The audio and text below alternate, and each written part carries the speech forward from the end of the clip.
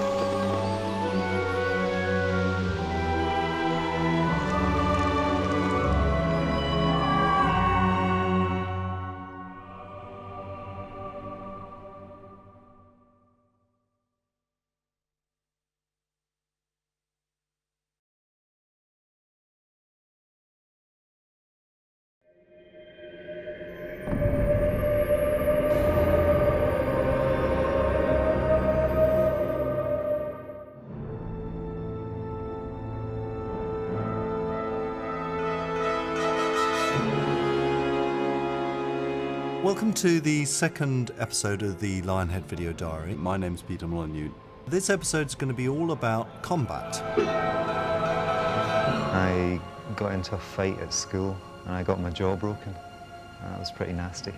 I came away with all sorts of broken limbs and cuts and gashes and bruises and God knows what. My worst fight's probably where I just got knocked out by a midget. Well, not necessarily a midget, but he was a very small guy. Whether we like it or not, there was a lot of combat in Fable 1, and we really wanted to specialise and make something different for Fable 2. So we've looked at a couple of things. One is something that's called one-button combat. Now, a lot of people have said, you can't put combat on one button. What I hope this video diary says to you is that you can. On Fable 1, we had loads of different ideas about how we wanted to move forward with the combat. And we always would come up with a new thing, and there'd always be the standard problem of, well, how do we work this into the controls? And it was just so limiting, thinking, well, we've run out of buttons for that. How will the player actually make this happen? And by stripping back to just using one button, it's like, well, it seems the sky's the limit all of a sudden. Anything we can think of, based on the context that it's appropriate, we can do just with a single button press. The key thing that we've been dealing with one-button combat is ensuring that it is approachable for all gamers. It is approachable for people who haven't played games before, but it's also got the depth that seasoned gamers want. That was one of the key things that we felt we could have done a little better with in Fable 1. There are fewer things a player can do with his hands, so you have to make sure that of all the enormous varieties of actions that the character can do in the game, you always get the one that is most appropriate for where you want to be. So you almost want the game to read the player's mind and do exactly what he intends to do at that specific time, which, as you can imagine, mind reading is quite a difficult thing to program. Our goal is not to make combat look realistic, it's to make it believable. We want you to feel like you're in the game, hitting the enemies. I mean, it's not a realistic game. It's got creatures in it, it's got hobs, it's got gigantic trolls, you use magic.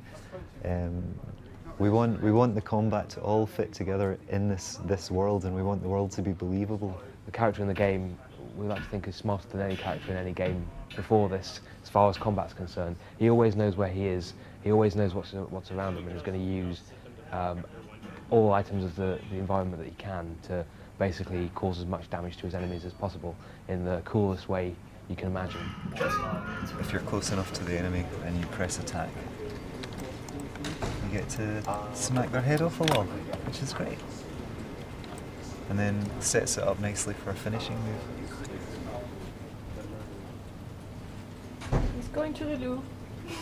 We did loads of research. We looked at videos, we looked at games, we just happened to find people around the studio that had life-sized weapons at home.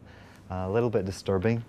Not completely real, but there were some life-size metal swords brought in, which it was really useful because we could go out into the car park and video ourselves doing specific moves for the hero. We also got a sword master in called Richard Ryan, who showed us how he would actually fight with a sword. Quite a scary guy. He had a guitar case full of weapons and didn't mind getting quite close to us when he was demonstrating swings and things. But that gave us a lot of ideas, a lot of new ideas.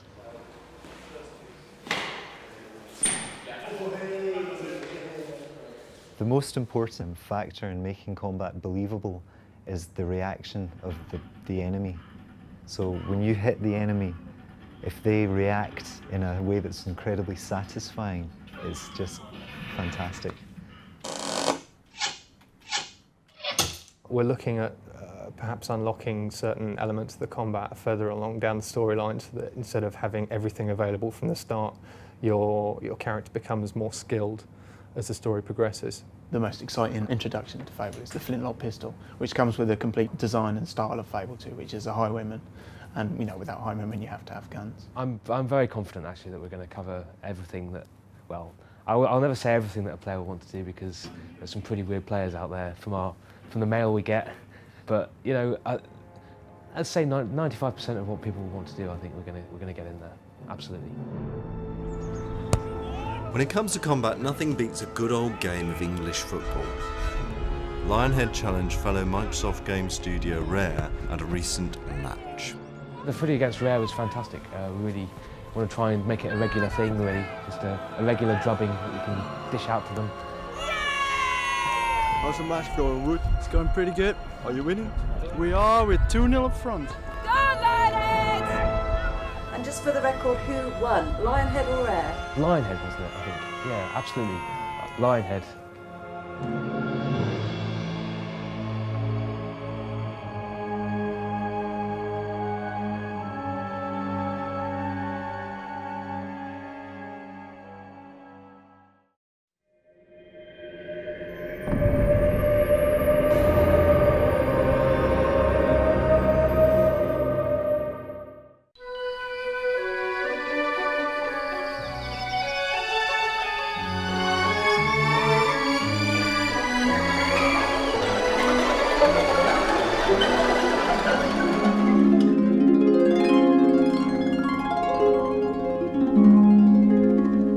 Yes, I am a geek and a Greek. I would say I'm a hidden geek. I am a complete geek. Well, I don't think so. I like to keep up with the latest trends on the high streets. I suppose I am a bit of a geek. I've had the traditional geek bringing up. I had a chemistry set at the age of 7. Tim Rance is a very big geek, yeah, but I mean, we can sort of make exceptions for some people. Attention to all sorts of very obscure technical details that bores everybody stupid.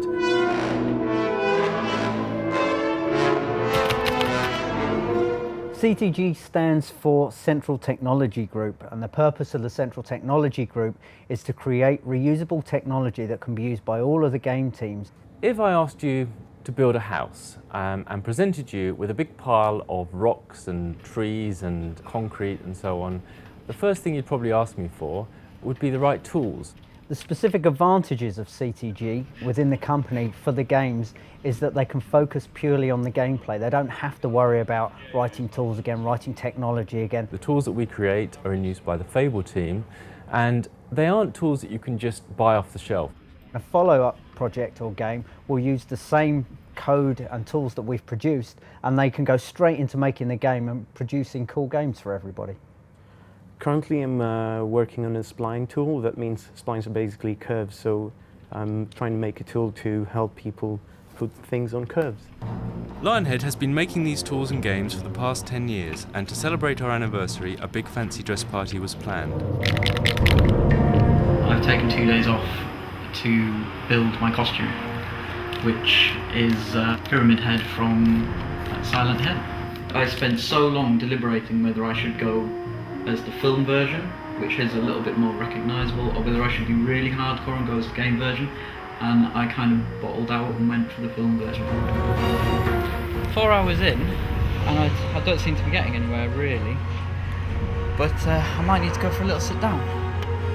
One of the things that's a real struggle for game developers is fitting all of those assets into memory and onto the DVDs.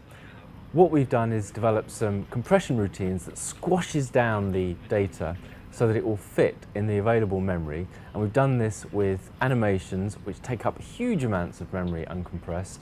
We've done it with textures, which are the sort of beautiful pictures that go onto the meshes that we create.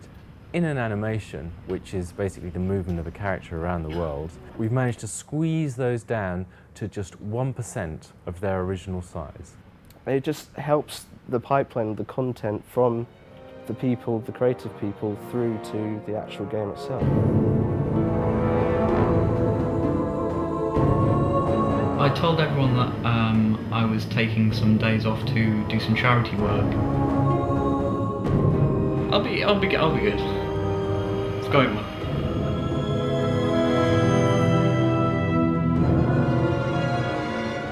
In Lionhead, as we are focused on creating games which cost tens of millions of dollars, sometimes it's great to be able to have a small group of people who can actually spend some time that's not directly on the main game development and instead can research a bit of blue sky thinking. One example of that is we thought that it'd be very interesting to look at new types of combat. We wanted to experiment with something that really brought the drama out of combat. Drama is important and vital for combat because it gives it a nice, full-fledged purpose, a motivation for the player. The whole idea about it is to try and leverage everything that you can to make the combat more exciting without actually changing the combat itself. So we can use a lot of stuff from movies, such as camera work and music, and we can also use everything that we've got in games, like simulation and sound effects and the rumble on the joypad. Drama is the one thing which will make the difference between just a normal fighting or repetitive fighting mechanics and turn it into an experience, a challenge.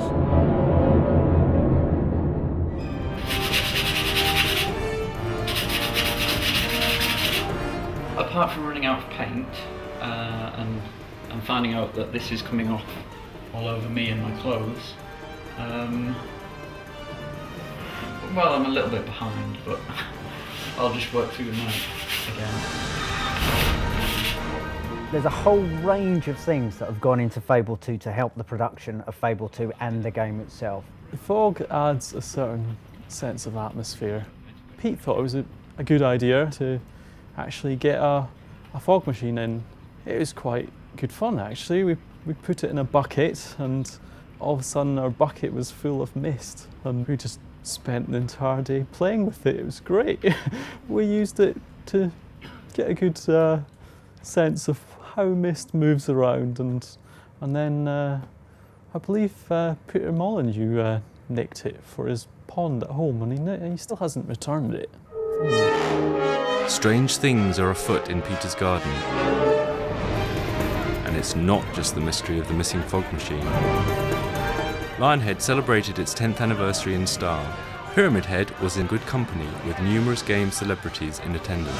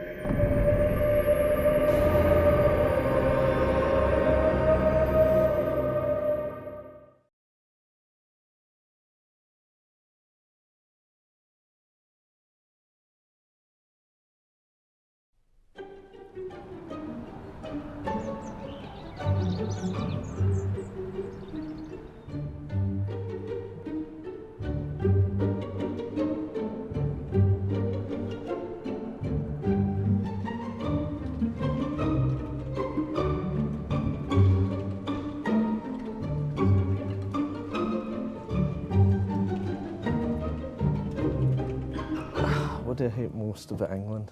So many things. Being the very modest and extremely sophisticated Frenchman I am, I would have to say the weather and the food just don't cut it in this country. I'll refrain, because if people watch this, I'll get hell out there.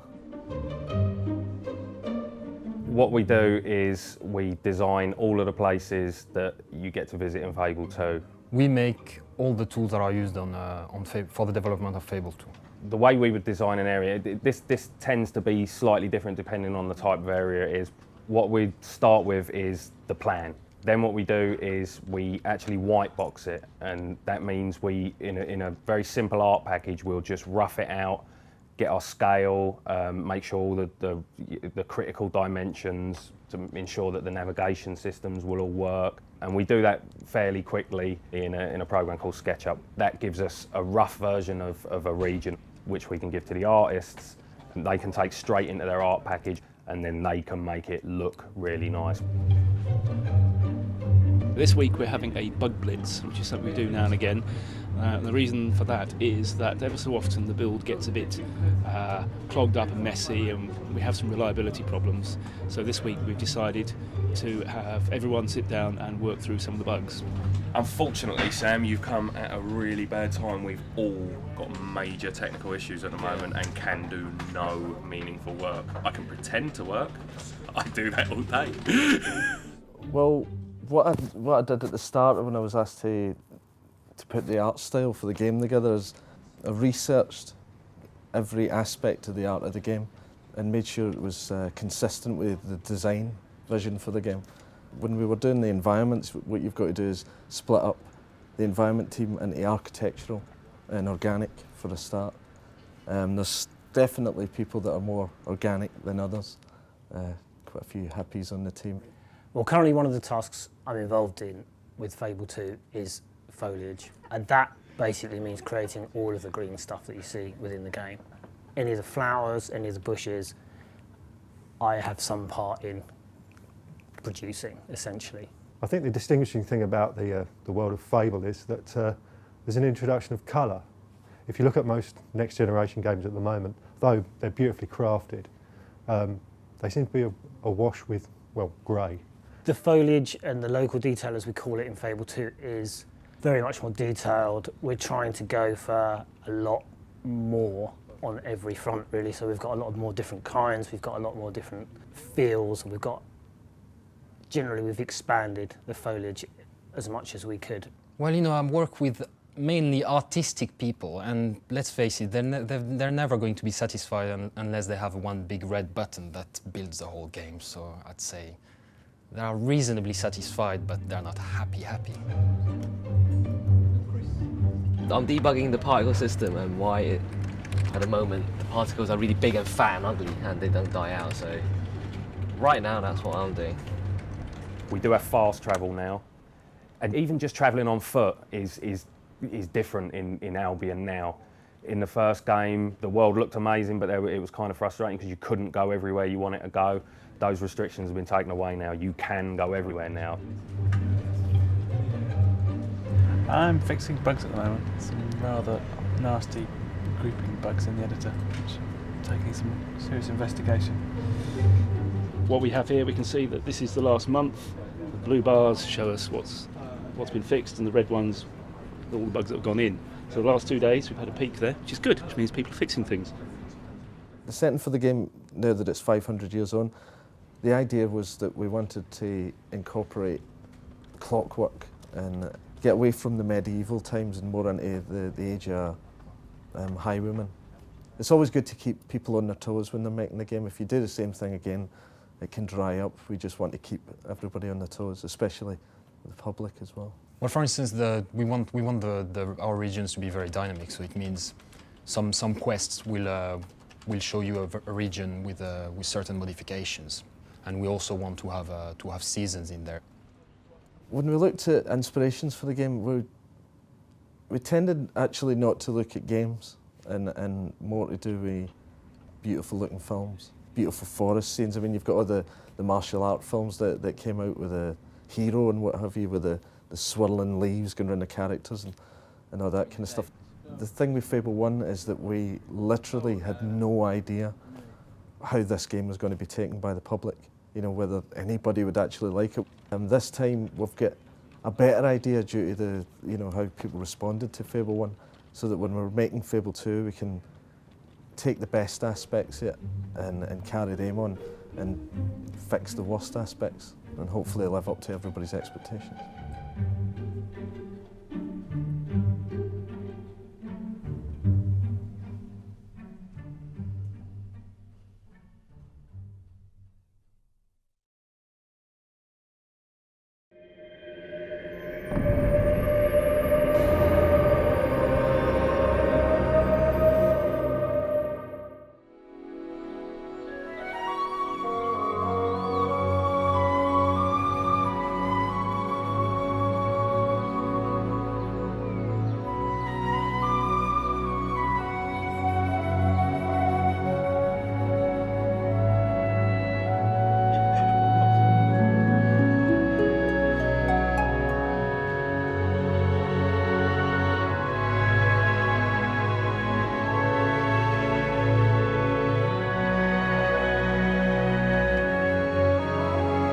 I suppose I'd have to say that I'd want to do that with my boyfriend. Who would I like to most snuggle up to on the couch to play Fable 2 co-op? I'd have to say my wife. Oh God, who do I know who wants to play games? Or girlfriend.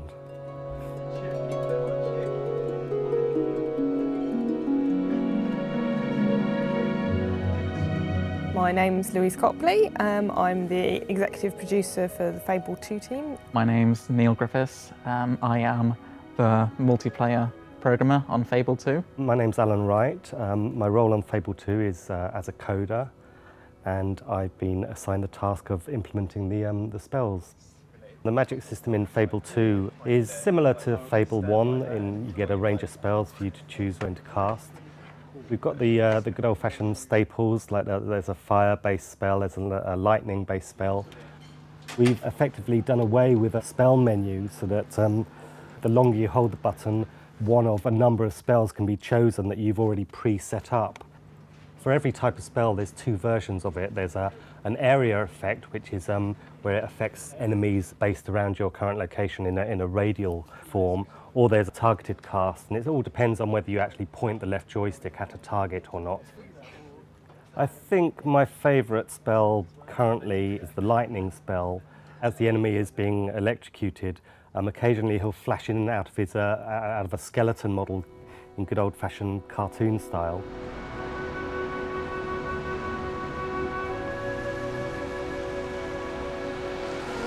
At the Game Developers Conference in San Francisco, Peter Molyneux took to the stage during the Microsoft keynote speech.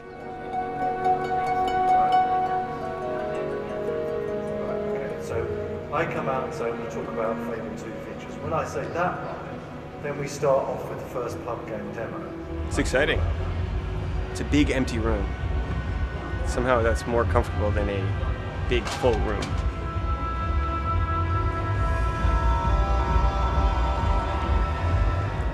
That's what we want. You're going to make the Lionhead Bugs video. I'm about to defend freedom. Where's my dog? I want my dog. Yeah. Fable 2 needs like 10% more dog and I'll be happy.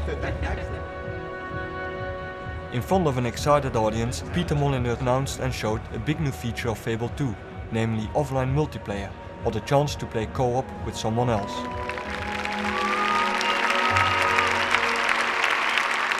For me, couch co-op is so important because playing games alone these days, it's not the same as it was. You don't just lock yourself in a room anymore. Playing with someone, like going to a museum with someone, or walking around a town with someone, or going to see the cinema with someone, is experiencing something together. Couch co-op works where the second person picks up the second controller, they're going to hit start. They can select what character they want to play, which is based around the hero, although if you want to, you can choose someone completely opposed to that.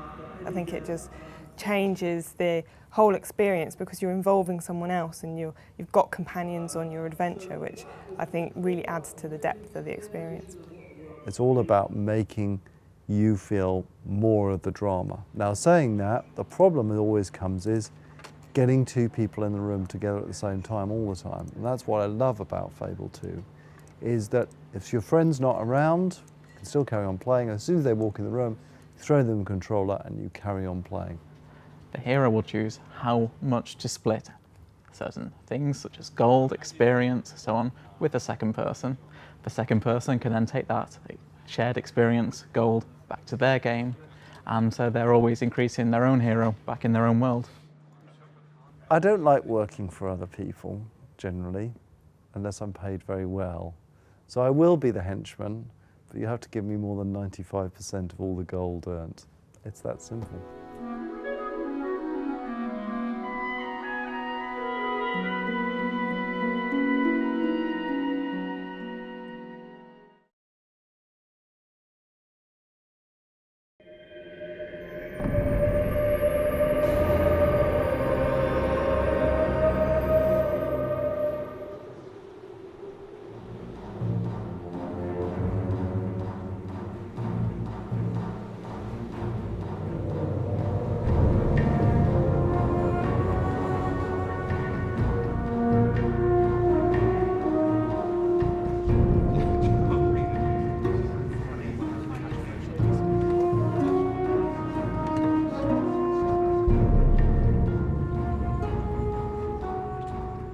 Oh Lord, what would I do if I was a woman for a day? I would go shopping for chocolate shoes. I'd probably take that little pink floral dress I've got in my wardrobe and wear that without fear of getting caught. Well, ignoring the obvious spending all day in the shower type answer. I think at the moment I would help breastfeed my new baby little girl. 4 boobs are better than 2. I think I'd probably get a map and get in the car and see if it really is that hard to find out where the hell you are. Well, I wouldn't be pregnant, that's for sure, because that's pretty horrendous. I think if I were a woman for a day, I would probably just enjoy the luxury of having some hair.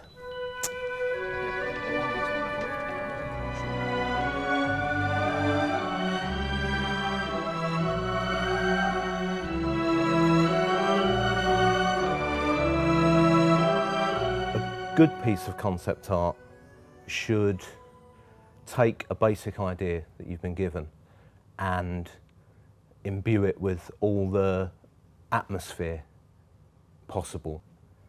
My favourite concept art that I've done has been generally the villagers and the creatures in Fable 2, especially the villager work that I've done.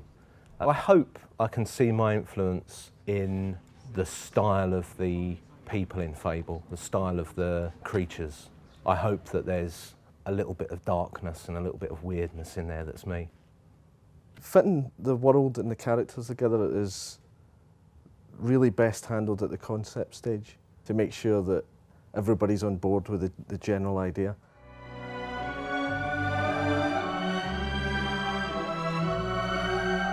The art in Fable 2 obviously has a large technical kind of component to it. The most important thing is not to let the technology stand in the way of our artists. We do have a pipeline basically where artists will create a character and then they will pass it on to our technical animator Emilio, who will then rig the model, which is basically giving the shell a skeleton inside so we can move it and create our animations with it. At the moment I'm just doing some polishing to the male hero's skin.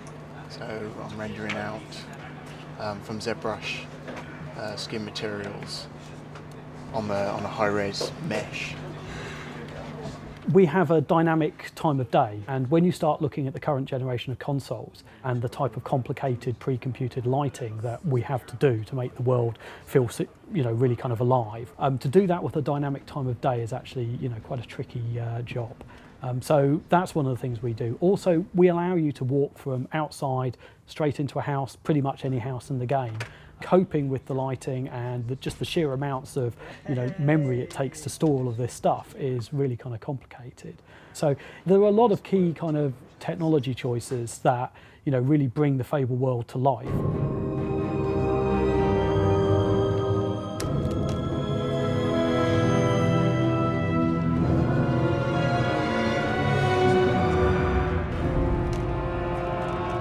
I think there's a few things that we do that other games don't do. For a start, our morphing hero is definitely something that other games really don't do. There's a lot of emphasis in other games of customising your hero, but having a hero evolve dynamically as you play the game is a real challenge for us.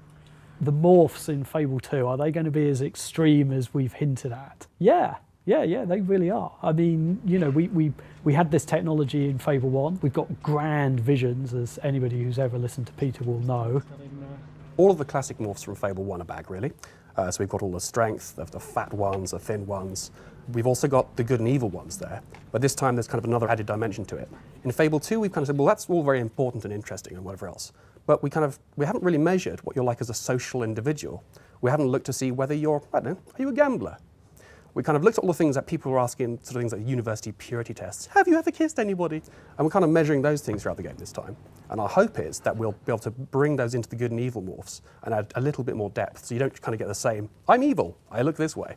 This time it'll be, I'm evil, I look this way, and you can also tell what I'm like with other people as well.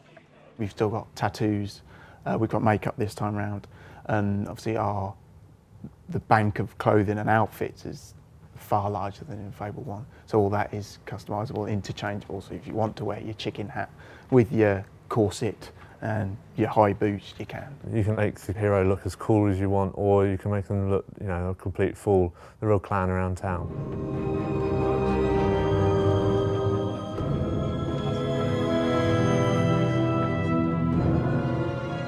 What we want to do this time is make sure that you feel the terror of impending death, but this time kind of take the sting out of the risk by saying, okay, we're not going to rewind the game for you. You will lose something, you will lose some experience, but we're not going to force you to play that bit of the game again, because you're obviously having some difficulty with it. So what we're going to do instead is take the experience from the environment around you and use that for your kind of your one last heroic struggle. You'll rise up, kind of burst up with energy, and everybody will go flying, and the music will swell, and you'll feel very heroic for that moment.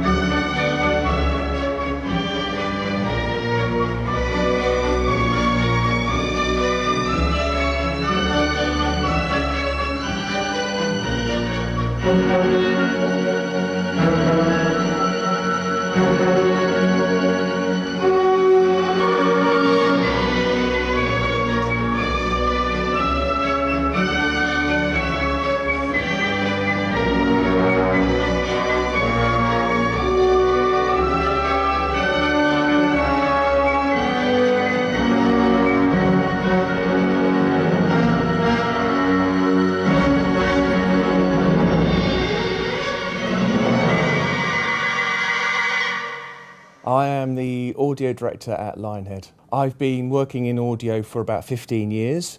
I started working at Bullfrog with Peter, and some of the games you might know are things like Syndicate, which is the first game I ever worked on, Theme Park, Magic Carpet, Dungeon Keeper, going through to Lionhead then, which was black and white, things like the movies, and Fable, of course.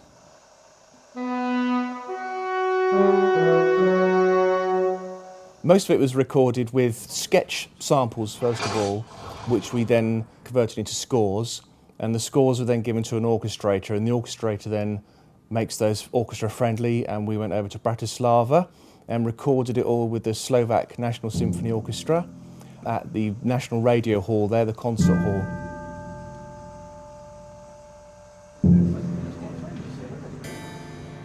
My goal with music has always been just to add colour to the game.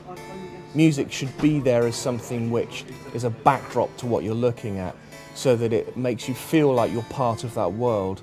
When you're in the castle, you want to feel like you're in somewhere regal and grand, so that's why we used the orchestra as like a chamber piece.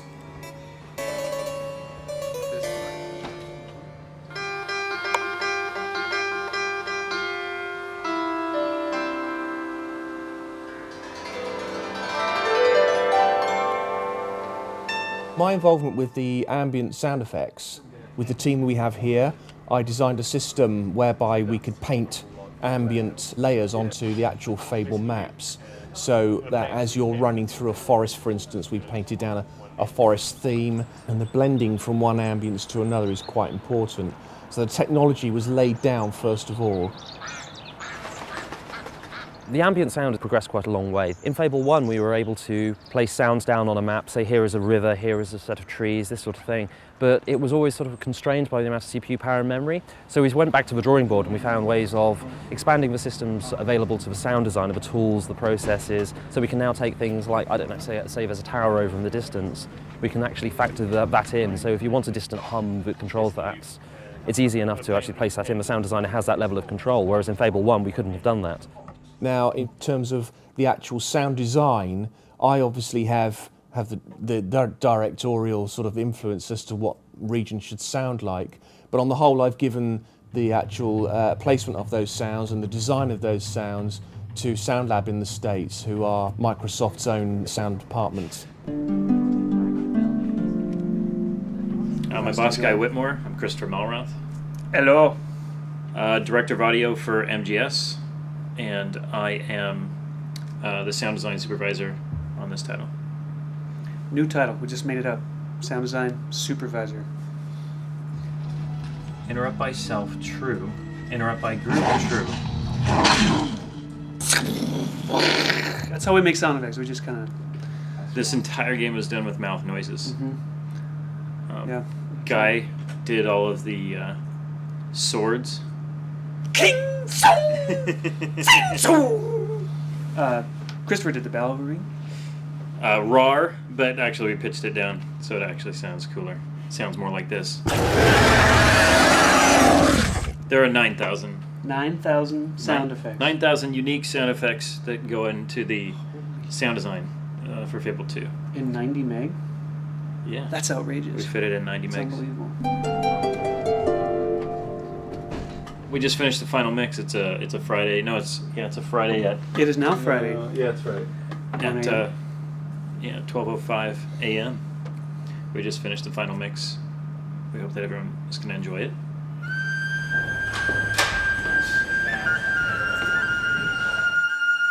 In addition to the music and sound effects, recording of the dialogue is another important factor that needs to be taken into account. Right behind me you can see studio number 1 here at Side Studios in London, where we're just right now at the moment recording the Theresa character. Hello, young man. I couldn't resist it, I'm sorry. An unusual element in the average video game. Your appearance is beginning to change to reflect your actions. So long as your heart continues to beat, all that I require of you is obedience. Well, hello there. Always a nice surprise to have company. I don't get many visitors to my little coastal paradise. Especially ones who might well redefine a man's concept of paradise. What's that? Nothing to worry about. Oh, yuck. Well, I hear that's lucky. Like finding a four-leaf clover. Why did you do that? I've never seen someone use will before. Oh, good one. Why did you do that?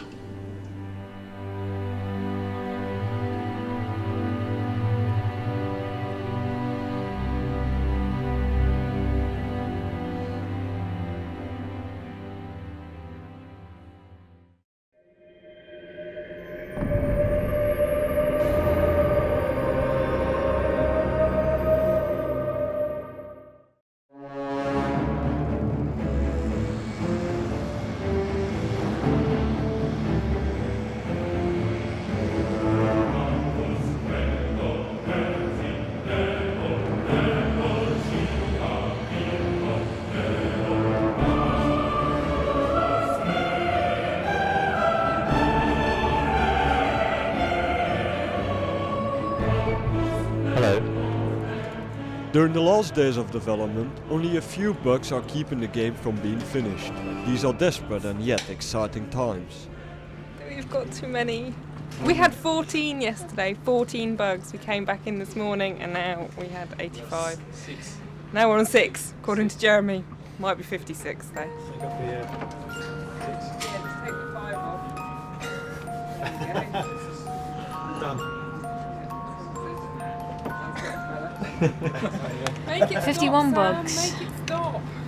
Yesterday we got down to 14 and today we have 51.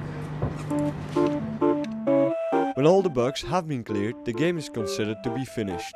This is referred to in the industry as going gold. We've got gold! No, we haven't, not yet. Ooh, gold. Sorry to be the bringer of bad news, but there's a patch, isn't it? Nobody's had a chance to sleep in 6 months, George.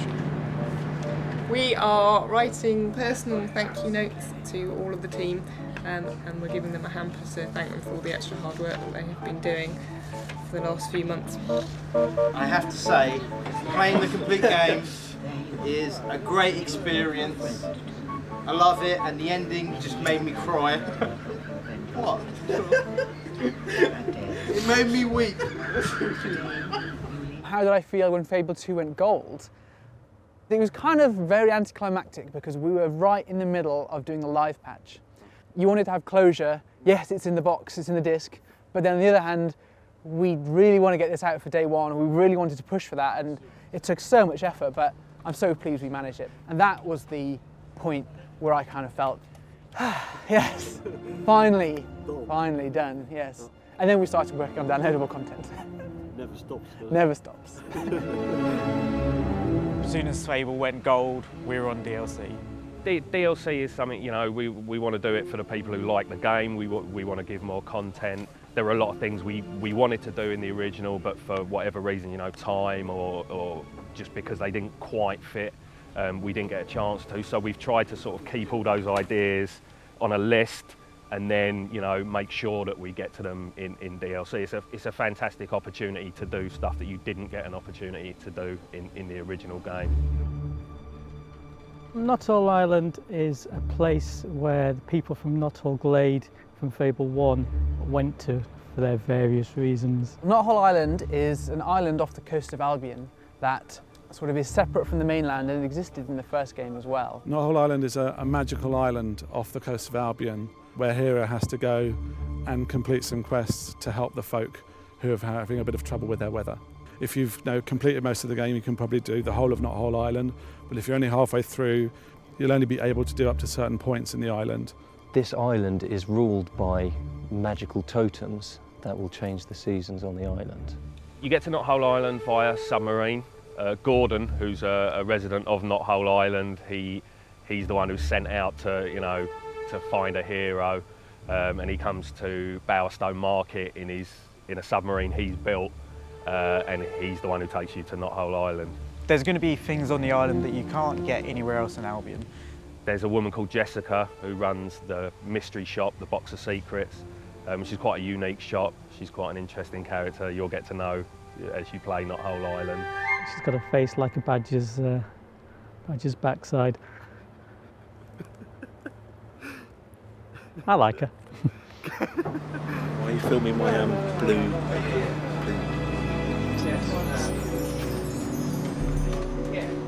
There's lots to do. It's not just a couple of outfits and a couple of swords. This is a proper downloadable content where you've got a proper existing level with lots to do and lots to see. You can only earn the achievements and only see the new content. Well, you can see the new content as a henchman, of course, but you can only kind of get the true experience of it if you have the premium yourself, and only earn the new achievements that we've added as well. There are weapons, there are potions, there are specialist shops on the island where you can do particular things which are unique to Knothole Island without giving too much away. You know, if you've got your character a bit fat, then maybe they can take a potion and reduce that fatness. We've got armour, which was missing from Fable 2. We had in Fable 1, of course. And one of the nice things about the armour in Fable 2 is that it kind of, I'll just say that you might want to look at it when you're evil and look at it when you're good. And there's a really cool piece of armour which you can collect bit by bit in the dungeons, which will satisfy those needs for those people who like to wrap themselves in tin. And are there any surprises within the DLC? Yes, they are, but they wouldn't be surprises if I told you all that.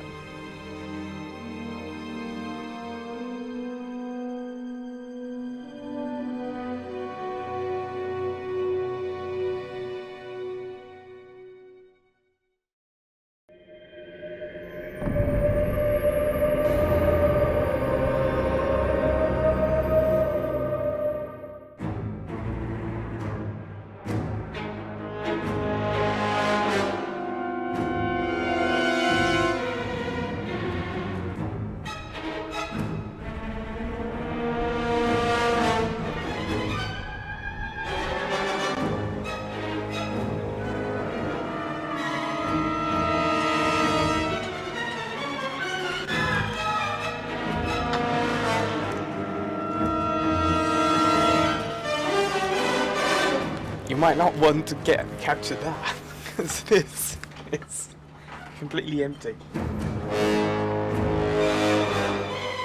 We've been working on seeing the future, and I don't mean any psychic seeing the future with the next DLC 2 pack. Basically, we got together and brainstormed, and then we gave them ideas to the lead designers, and they put that through a shredder, and we pieced together what was left. We started with DLC 2 right after we finished Not Whole Island, so we didn't have quite a break there. DLC 2, Seeing the Future, is, like its name states, about the hero's future in Albion. So we've added story because we wanted to kind of gel things together, and that came from Peter. He's kind of said that he wanted a story. Murgo's back, and he's got some few new interesting items for you. Unfortunately, all of them are as cursed as the music box, so you end up being taken into various different worlds. The DLC intro. It's a bit of a spoiler for sure. Yes, Teresa makes a comeback in a DLC. Well, she never really left. She's always been around. So yeah, she's behind the scenes still. She's a very intriguing character. She comes across sometimes a bit dark, but then she's also very good. So that intrigue certainly carries across to DLC 2. You know, what is her purpose? What does she want from the hero? A very well-known character has something to show you. People can expect lots of weird and wacky things in DLC 2. From necromancers to crazy ghost hobs. Your dog, for instance, can now be transformed. Lots of people love the dog. Everyone loves the dog. He's fantastic. So we decided, what if people want to change their dog? So there's 3 new variants of the dog. People said, you know, I'd like a different dog. So yeah, have the Dalmatian. There, have the Husky. It's great. We had some ideas that we wanted to do, and we knew where we wanted to go with it, but we've tried to appease some of the more hardcore Fable players and make them happy, because they're special.